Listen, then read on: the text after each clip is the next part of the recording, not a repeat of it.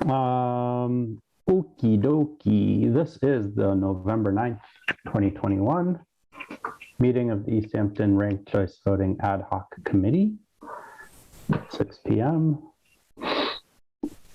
Oh la la. Pursuant to Governor Baker's March 12, 2020 order suspending certain provisions of the Open Meeting Law, General Law, Chapter 30A, Section 18, and the Governor's March 15th, 2020 order imposing strict limitations on the number of people that may gather in one place, as well as one other one that I think happened more recently that I don't have the number of. This meeting of the Easthampton Ranked Choice Voting Ad Hoc Committee is being conducted via remote participation. No in-person attendance of members of the public will be permitted, but every effort will be made to ensure that the public can adequately access the proceedings as provided for in the order. A reminder that persons who would like to view this meeting while in progress may do so by connecting via Zoom as described on the meeting agenda. Okay. We do not have any members of the public present. Oh my God, is that a big Mario box? What is that? Oh, yeah, that's my husband's Halloween costume.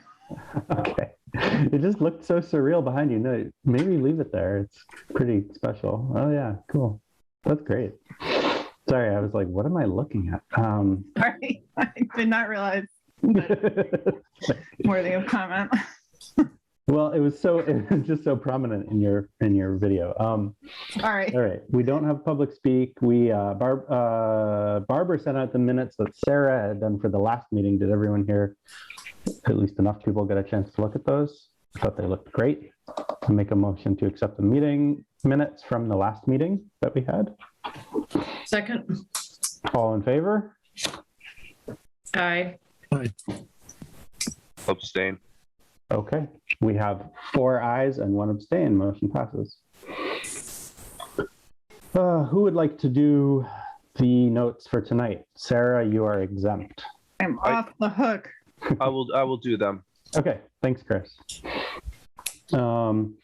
So we really only have one thing to talk about tonight, which is sort of to debrief or post-mortem the election and how it went. And I have one particular issue that we need to discuss.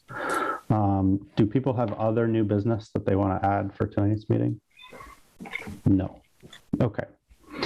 So as you guys know, I was the warden, probably, for precinct 4. So I got to kind of see firsthand how this all went. It went quite well. It was pretty smooth. I feel like the biggest problem we had was one of our tabulators went down in the middle of not went down, it kind of got funky in the middle of the election, probably because it was dirty. The scanner part needed cleaning, and we had to swap it for another one. But that was not RCV related at all. It was probably, if anything, related to all the stickers that were on all the ballots. So, as far as RCV went, there were a lot of the very normal, predictable things that we all talked about and thought would happen, and none of them were very severe. It was a little trial by fire because we had 2 declared write-in candidates, so there was a lot of write-ins.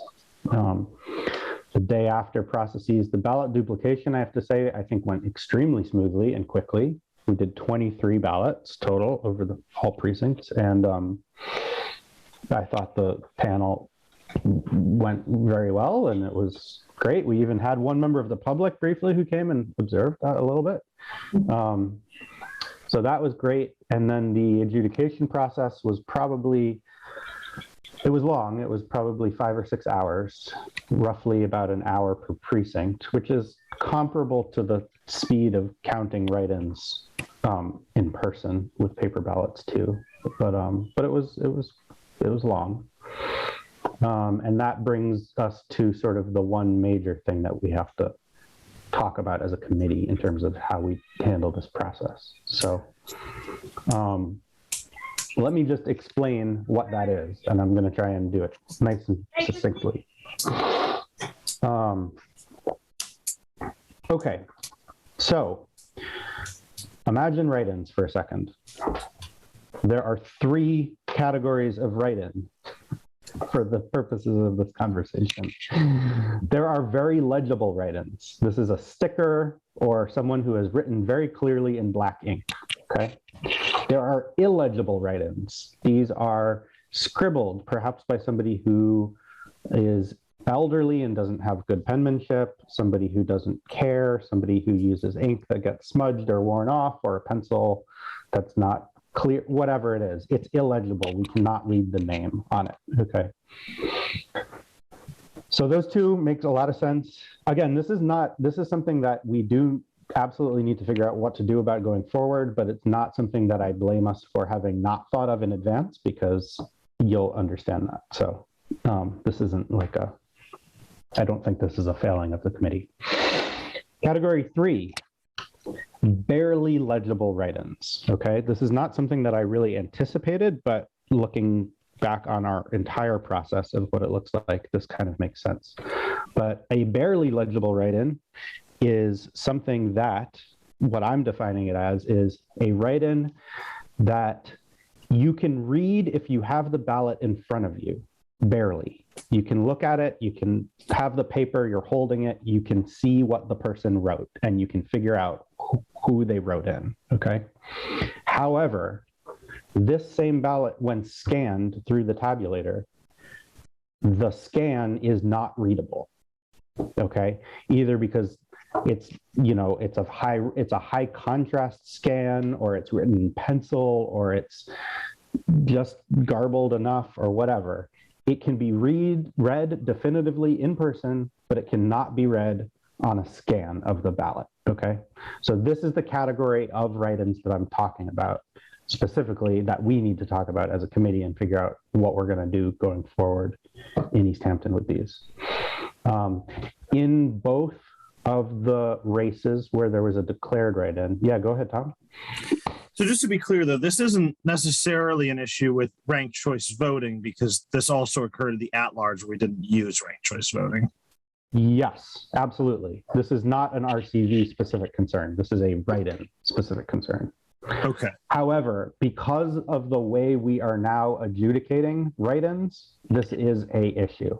And the way the reason we're adjudicating that way is because of ranked choice voting. We didn't have to, so for ranked choice voting, we had to adjudicate using this process. For the city councilor at large race, we did not necessarily have to adjudicate using this process, but we did. Right. Again, that wasn't absolutely necessary, but it was something that happened. So in both of these races, there were, I'm going to say somewhere between, Barbara probably has the exact numbers, but it was around 10 to a dozen or 15 at most or so ballots that had this particular issue. Total or each race? Each race. Okay. Now, this could be one, I'm talking about ballots per race. So this could be one ballot that has the same issue on both races, or it could just be separate ones. So here's where this presents a problem, okay? What this means is that we have I'm just gonna, for lack of a better word, use the phrase more and less legible to describe the process of counting ballots, specifically write-ins. So we have a more legible process for getting unofficial write-in results than we have for getting official write-in results, which, again, this isn't the end of the world, especially in this case where it was not even close to having an effect on the outcome of the race. What it means practically is that for a race done this way, well, let's assume this is just RCV races, even though we did use this for one of the other races, we will very likely, when there's a declared write-in, have some number, probably somewhere in the 1 to 2 dozen ballots that are counted unofficially when they're done in person, but then not counted as votes for that candidate during the official adjudication. So the total vote count for the write-in candidate will drop between the night of unofficial results and the later adjudicated results by somewhere in the realm of 10 to 20 votes or so. And I've been thinking about this for the last week or so, on and off. Again, this is not an emergency because it does not bear any impact on the results of any of the races that we had. But I do think that since it's something that the committee hadn't discussed, and it's sort of an unforeseen thing, we should talk about what might be the best thing to do going forward. Not even necessarily to make an official decision about what to do, but just because this committee is really well versed in what these processes are, what the machinery is like, what the software is like. It's, all this stuff. I feel like this is probably the best people to have this discussion now while it's fresh, and to make some sort of recommendation going forward. So, Tom, go ahead. So, this could be super wrong. That's totally fine. I'm putting myself right now in the position of this mattering. So I'm the campaign manager for a write-in candidate. Yep. Right.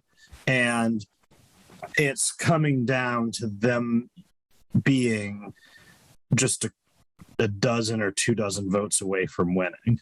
Yep. Right. And there's a number of ballots that on the scan were deemed illegible. Yep. I would be asking to see those physical ballots, and I'd be challenging every single one of those rulings. Well, you Right. couldn't do that on election night.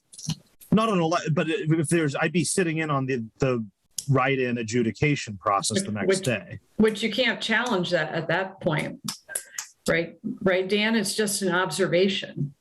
That would be like something to bring up for a recount. That's correct. Yes. There's not an official challenge procedure. The only time you can officially challenge a ballot is when the voter is checking in the vote. I see. So once that vote has been cast, there's not like a challenge process. Yeah. So let me rephrase them. But If you it was actually there, I'd be asking for a recount. a recount, yeah. If I thought there was any chance that the software led to an undercount of my candidate's votes, I would absolutely be asking for a recount if I actually thought it would potentially make a difference. Right. Mhm. And in that case, we'd be talking about a margin so close that, I'm just looking at the nearby races in our area and the ones that were within that many votes, the candidates have filed recount paperwork. So I think that's entirely reasonable to expect. Can I ask a question about the ballots as they're cast? Does the machine mark them in some way? Does it No. number them? Mhm. So how did you find the ballots? We didn't. So here's what happened. Here, let me just go over what we did do, which is on the night after the polls closed, we counted all of the first choice votes for any declared candidate. There was one, who's Don Torrey. We counted all of his votes, first choice votes, by hand in person, tallied that up for an unofficial result. Then during adjudication, those were again assigned to him, every single one that was a write-in. And the result was, a small amount less. And we were sort of like, that's interesting. I wonder what happened. And then we realized this is absolutely what happened. Okay, I understand. I missed that. I missed that process. That's Sure, fine. I get That's it. fine. I have it. It's funny that you bring that up because I have over the past little bit thinking about this, sort of been wishing that the machine had a little printer and it printed a little serial number on the ballots. Now that would still be a logistical thing to deal with. It would be huge. But at the moment, we don't have a direct route back from the serialized ballot scan to the actual ballot itself, other than holding up sort of ballots and being like, does this look like it's the same ballot or not? Tom. Have we spoken to the vendor at all about this and just flagged this as the scanner? Like there were things that were, yeah. Not yet. Nope. I have not reached out to either Rod or Jeff. Even though Rod was there during the whole adjudication, so Yep. he certainly saw it. Yep, he saw it, but I haven't discussed with either of them this exact issue. But I don't. I mean, there is a tiny % chance that they could say something like, "Oh, there's a setting on the machine, and it's going to increase the quality of the scan, or it's going to blah blah blah." I'm not counting on any of that being a thing that exists. Right. So, because I think it's remote. possibility that it does. So I think what we're facing is a technology and process limitation and not something. I mean, I definitely am going to communicate with them and and let them know that this is a thing and see if they have any input or see if they, whatever, just so they know about it. But it would be interesting to take maybe just one precinct of the write-in ballots and just kind of look through them and see if any of them kind of jumped out as like, oh, this is probably one of those. Yeah. And we certainly can do that because I have them all right in a bag. Yep. Just out of curiosity. Yep. So and that would be definitely interesting and not terribly time consuming. No, I could do that tomorrow even. Yeah. Might be worth it. So there's a couple paths forward that I thought of.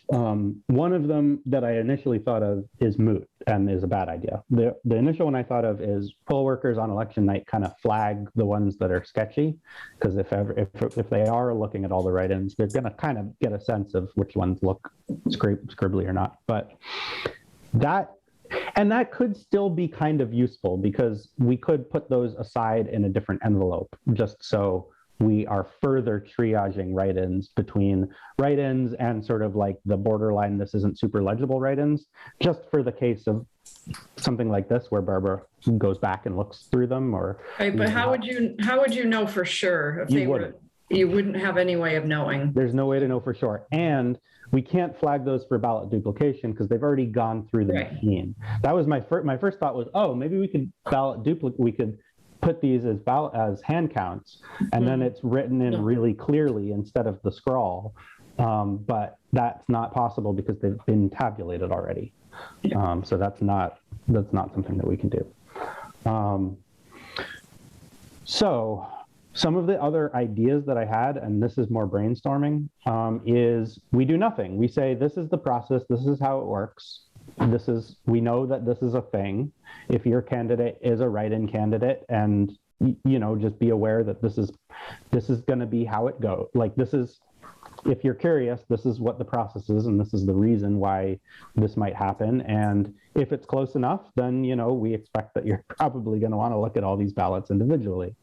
So that's kind of the keep it as the status quo and kind of accept it as a limitation. Another option that I was thinking is instead of doing a declared candidate count on the night of the election, we could instead simply do a number of write-ins, unofficial result. So instead of saying okay, the declared write-in Don Torrey got 800 write-ins, we say there were a total in this race of 825 write-in votes. That way there isn't an unofficial number that is going to not line up with the later official results. The other extreme of that is to somehow do some fully hand count write-in. I don't know what that would look like because we're relying on the software to do adjudication. Just to be clear, this is just for ranked choice voting too, because we didn't even have to adjudicate the other ones. Those were hand counted at the polls. Right. Yeah. Right. And that didn't need to be adjudicated in the right. software. I mean, we just did the counts for the two candidates just because we figured they'd probably want to know.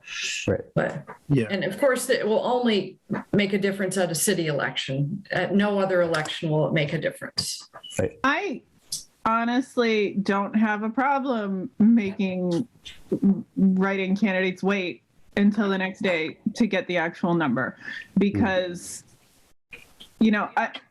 I understand that write-in candidates are a thing, but also I think as someone running that sort of campaign, accept that you are sort of a appendage of the sort of regular process, right? You're not, and for that reason, everyone back in the day used to sit down, right, read what everyone wrote, right? So there's always been some sort of delay in this process, and I don't think there's anything wrong with that remaining so. I mean, it's nice that you guys can take some of the work off the top. It's good for you. I think that. Well, it doesn't. Let me just address that. It doesn't actually save any work. It's only extra work, which is fine. It's not a lot of extra work, Oh, okay. but it is doing I the don't understand doing the the workflow apparently fully. doing the count the night of the hand count of all RCV declared write-ins. That does not reduce the amount of work done during adjudication the next day. Everything is still re-adjudicated through the software. It was just done, I mean, I just did it because I thought it would be, good to have a general idea. Yep. I certainly don't have to, but like I say, all of the other races really should have been, done at the polls, counted, everything be done. Well, and they were. Right, and they were. And we just added on the counselor at large race just because you were going through them anyway. Right. Yeah. But it did help to bring up this particular problem. Right. Although we would have seen it anyway in the RCV race, in the mayor race. Sarah, I want to go back to you before going to Tom because I kind of interrupted. I'm done talking. Go for Tom. Okay. Tom?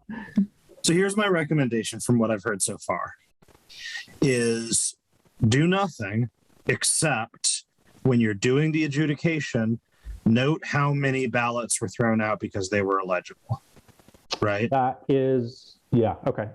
So again, I'm putting myself in the perspective of the campaign chair. If my candidate lost by 500 votes and 6 were illegible, then it doesn't matter, right? Like it just doesn't matter. But if they lost by 10 votes and 50 were illegible, then I'm going to, we're going to a recount, right? Like that's just how this is going to have to go down. But the odds of that actually ever happening are not super high. So, and frankly, if we're coming down to a race that low, people are probably going to want to recount anyway. Yep.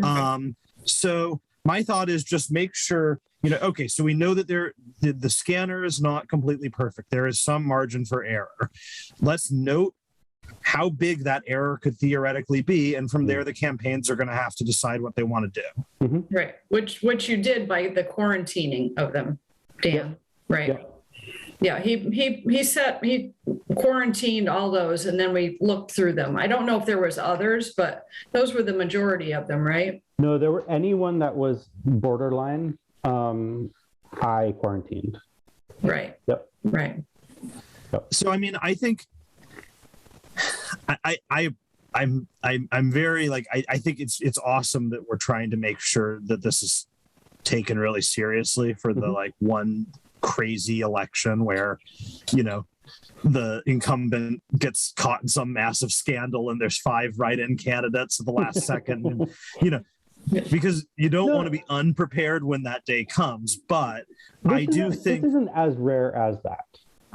Sure. I'm just saying, the only time this is actually going to come up is when A, there's a write-in candidate.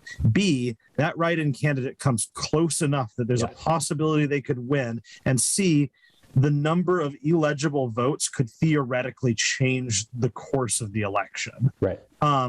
And if it's write-in candidates happen pretty often. Write-in candidates that get close enough that it could potentially matter don't happen that often. And in the case that they did, I'm pretty positive that, whoever's on the losing side of that first count is going to want to recount. If someone ran a write-in campaign against me and it showed that they were ahead by 10 votes, I'd be like, well, I want a recount of those 10 votes. I want to make sure that you didn't see a scribble that looked like this person's name, but it was actually something. I mean, it would be a nightmare, but if we ever actually found ourselves in that position, we'd be going to a recount one day. I don't think it would be, I think nightmare is a strong word because I think I think it can kind of be an unofficial policy that in a ranked choice vote, if there is a write-in candidate, that we just do the batch write-in number on election night, that we don't do like what we did with Don. The other ones, it doesn't matter because we're going to have the counts at the polls. It can just kind of be an understanding that, even though it's nice for the candidate, it's probably better just to wait till the next day. Yep. They're going to probably figure if there's just one write-in and there's 500, write-ins, probably, most of those are for him anyway. So I think it can just be kind of an understanding all right, for just the ranked choice voting, if it's a write-in, they're going to have to wait. Yep. And I noticed that despite that, a number of the news sources reported that way anyway. Right. They just reported the number of write-ins. Right. Yeah, because I think they just got whatever was on the tape. Yeah, I think a lot of them didn't wait for us to put the things up on the wall. No, I think most of them already had the numbers even before when I called it in. So I'm like, whatever. Yep. Yeah. I just think that by just giving the number of write-ins, you're not in the position to have to explain much or take anything back. Right. And makes it easier for you. You certainly don't want to be in the position of like changing things because people are already squirrely about that. Yeah. And if it was really close, they'd probably go for a recount, and then it would be, those illegible ones would be figured out. Yep. And if it doesn't, well then, so it's a handful that can't be read, and it's no big deal. Right. Yep. I don't really know that it even has to be, it can just kind of be an understanding that's for the ranked choice voting. If there's a write-in candidate, we're not going to make an announcement of how many for them. It was just my idea of, it would be good to know, but and it wasn't anything that had to be done. I fully supported that too. I also thought it was a good idea. I think it's probably safe to assume that the number is going to be around 1%. Based on what we saw here, that about 1% of write-ins are going to fall into this particular category. So 1 out of 100. Is there something we can do to fix that? I don't think so. Yeah. No. I mean, can we provide a better pen? There's no pen. Well, you have to remember that almost 600 votes were cast at home. That's the thing. Yeah. Pencils and pens and stuff that weren't the day of pens are all very readable. Right. Okay, that's interesting. Yeah, so it's all the ones at home, and those numbers are only going to increase. Yep. So, there's nothing we can do. A pen. They could have been red pens. They could have been pencils. Just be like, get a Sharpie. Everyone's got a Sharpie, right? Yeah, and then it bleeds through. It does. But that's okay because the dots don't line up. So if it bleeds through, it's okay. Oh, we had, what was that one, Dan, that was really like, it bled through and it was really a mess. There were some very interesting. Yeah, ballots. Dan had some really good ballots. Oh my God. We had one that was cursed. It was just both illegible. It was illegible. It had write-ins in all of them. Most of those write-ins were for people who were already listed on the ballot as printed names. And some of them were duplicated. So they wrote in the same person more than once. It was an amazing, oh my God. So what you're saying is and you're being punished. Can you repeat that? Sorry. I said, what you're saying is that you have committed sins and you're being punished for them. Yeah. No, if this is, don't get me wrong, this is like a really small problem in the scheme of things. So which is why I'm kind of saying my take on it is. I think my biggest issue, my biggest issue with the whole thing is that LHS has got to come up with some written procedures of how to do this, because I mean, there is absolutely no way I could have done this without Dan and Rod. I mean, there's nothing user friendly about the software. I mean, for somebody who doesn't know computer stuff. So I truthfully am really concerned about, going forward. I told Rod and I've told Jeff, they've got to right now sit down and write procedures, because first of all, it's going to be 2 years before we do this again. And then it's only going to be council at large and school committee. So it could be 4 years before we do this again. And nobody is going to remember what to do. And well, I don't know, if a counselor retired, there could be an open RCV race in 2 years. Oh, there could, but there could maybe not be too. But there could not. Yeah, we don't know. But even 2 years from now, I mean, there's So I agree. Document the process. For I've sure. got to have them sit down and they've got to write down, this is the step 1, 2, 3, you got to go to this part of the, it's got to be written down. Yep. Because I couldn't have done it. Right. And that truthfully was my concern all along. Yeah, and that particular documentation. So we have good documentation in terms of like adjudication, like how to adjudicate. Yep. Like you guys have seen that, but yes, in terms of the step-by-step using the software, Yeah. that is really what we need from them. Yeah. I also, I sort of said this to Barbara and to Rod when we were done. That's something that I would be certainly willing to do, but it's not something that I'm willing to do as a volunteer. Because that's specifically that kind of documentation, that kind of technical documentation. It's a fair amount of work. I mean, it's not terrible, but it's taking screenshots, annotating them clearly, very clearly, step by step, doing all that stuff. Again, I have no doubt that I could do it. And I would be happy to do it, but I'm not willing to do it unpaid. I mean, that's work. That's and right. I think it's something that LHS would and on election night or to provide. So. Yeah, on election night, there was an issue with the laptop and the version, something about the Excel program wasn't. So we ended up hand putting them into my computer, my spreadsheet, and that's where we got our numbers from, because he was having he figured it out, but in the end, I ended up just using my spreadsheet. Yeah. I have another thing, but I don't want to turn to it until we feel like we're wrapped up. No, I'm done. I think in terms of the write-in legibility particular thing, I think it, from what I'm hearing from all of you, is a pretty solid agreement and something that I'm certainly very comfortable with. I do think that the idea of software, in particular, we're talking about the Dominion EMS, documentation stuff. Is a separate issue, and Right. and I think we're also all in agreement on that too. So I say hi, Jackie, by the way. I just want to call out that Jackie did quite a bit of volunteering on election day too, and that was awesome. So Tom, go ahead.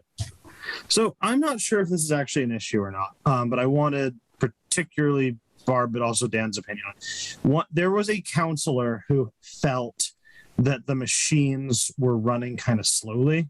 And to me, I wasn't I kind of felt like I experienced that last time I voted too. I wasn't sure that there was like a measurable difference. There was. Yep. It is slower. And we can tell you why. Why is that? The scanning. Because it scanned every single ballot. Where on a regular election, it doesn't do that. Right. Yeah. So it's about probably 4 to 6 seconds slower per ballot. Yeah. Okay. But the counselor, the person was correct that it is slower. So it is slower. And I think I talked to that counselor today and I explained to him what was going on. So it's just the scan. Yeah. I mean, 4 to 6 seconds to me is not I know it adds up, but. Yeah.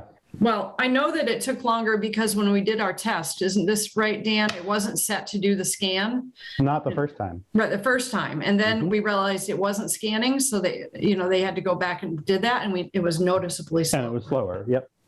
And on election day, we had, it backed up a little bit.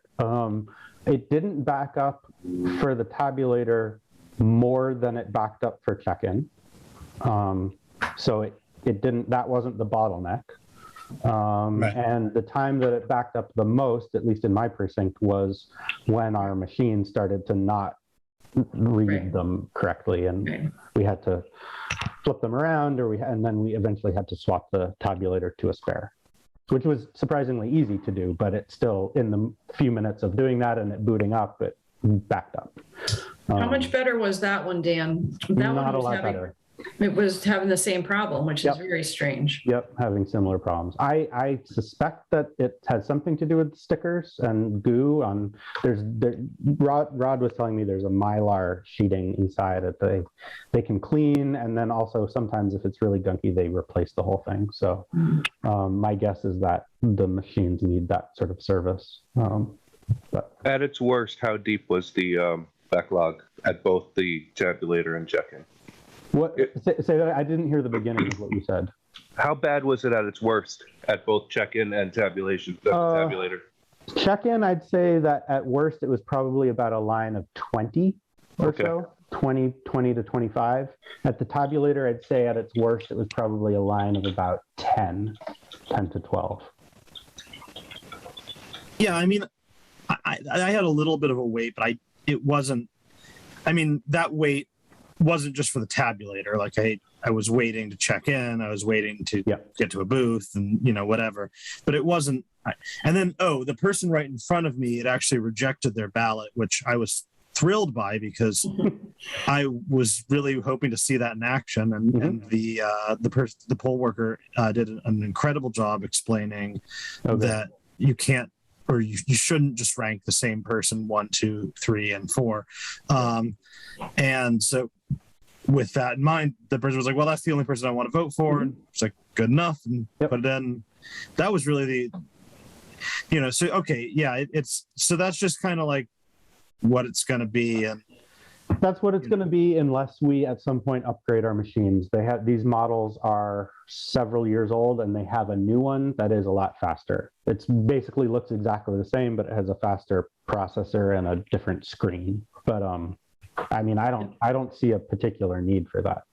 Yeah, since we have 9 of them and we just bought them like 3 years ago. Yeah, it would be nice, but it's not. I don't think it's necessary. It's not. It's not significantly faster. No. How if we often do you, fall backwards into like $100,000 of random money that has to be spent on election stuff. Yeah. Oh no, can I think want to of get. I want to get the high-speed scanner. Scanner, yeah. Yep, that's what we're gonna go for next. Yep. I only We need also- we have- 25,000 for it. And we do potentially have the option of renting it for an Yeah. election or two, just to see sort of how Yeah. it goes. Well, if we start, from now on having a lot of early vote ballots and we can process them ahead of time, I mean, I think a lot of places are going to look into them because it will save a lot of time with, days of, days and people time. So. And for all we know, it might create images that are more legible. I don't know, but it's possible. Well, that wouldn't be used at the polls, though.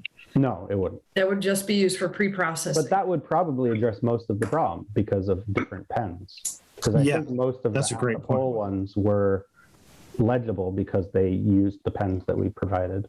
Right. Yeah. Barbara, before these voting machines we got 3 years ago, were we still using the ones from '96? Yes. And Okay.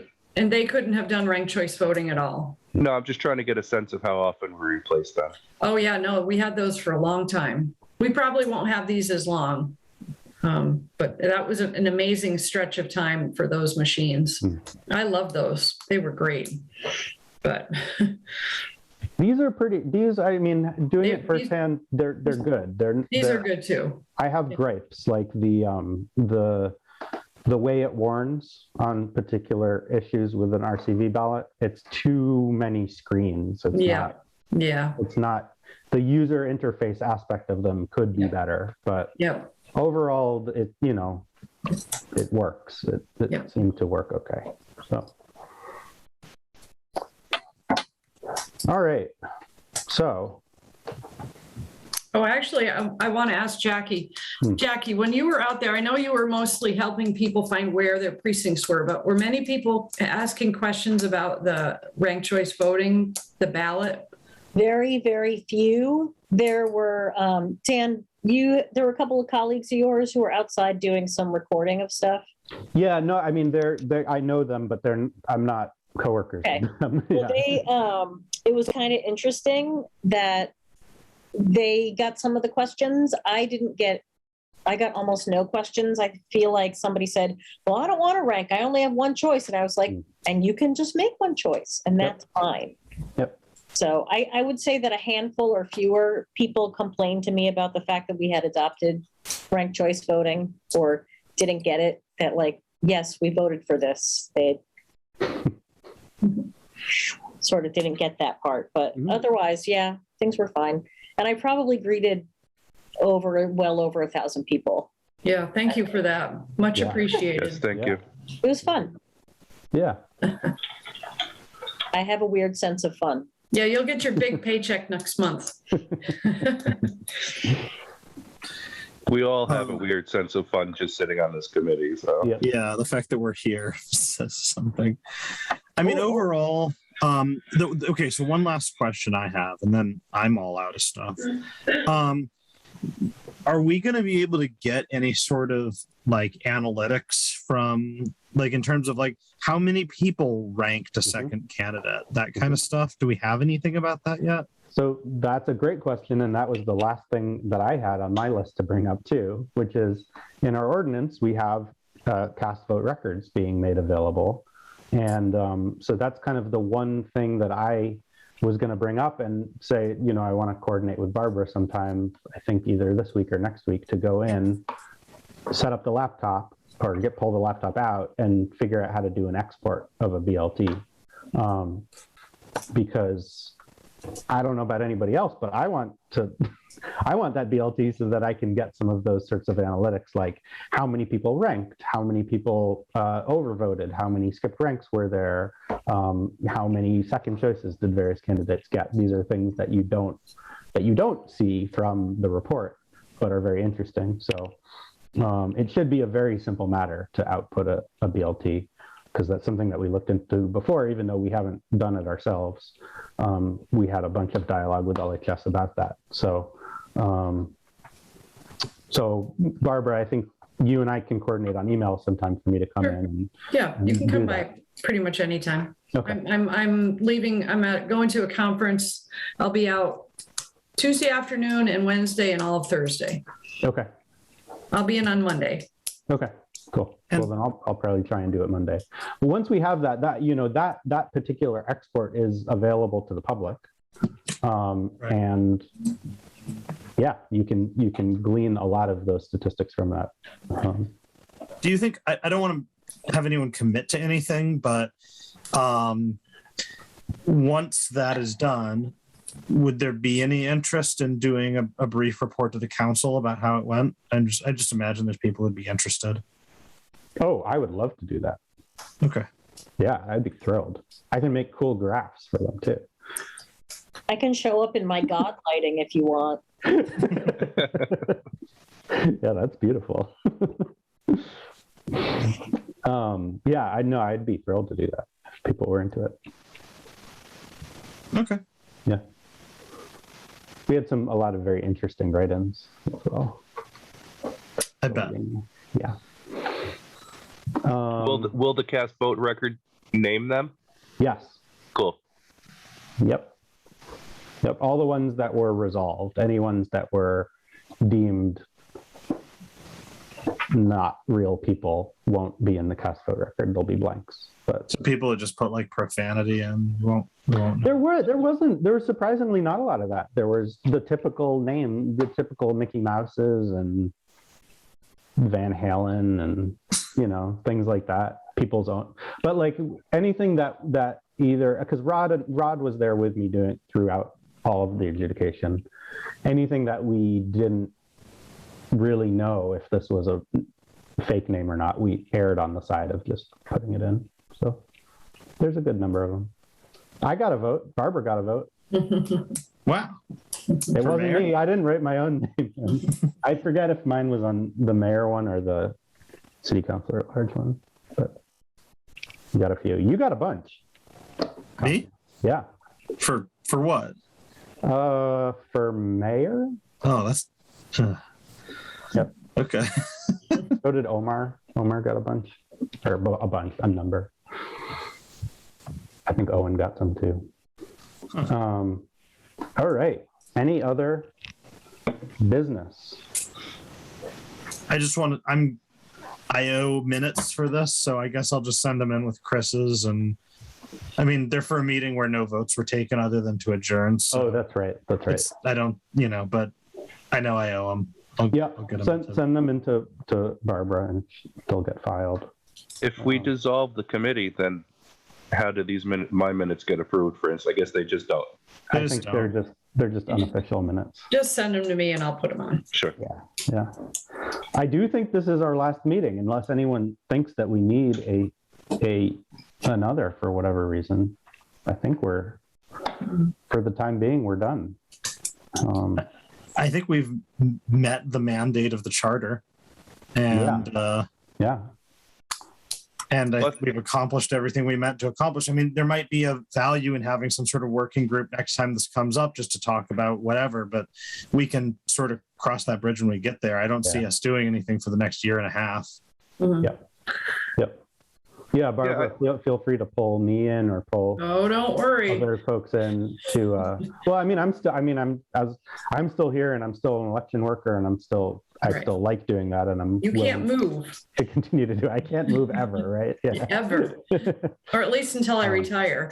Right. But but besides me, even like, feel free to assemble a small team if particular things need to be done before future ones. And if there's ever a big need for it, the council could always create another. Like, for example, if it gets expanded to multi-seat races, I imagine they'll have to form another committee, or reconvene this committee to do the ordinance and all that. To append the ordinance.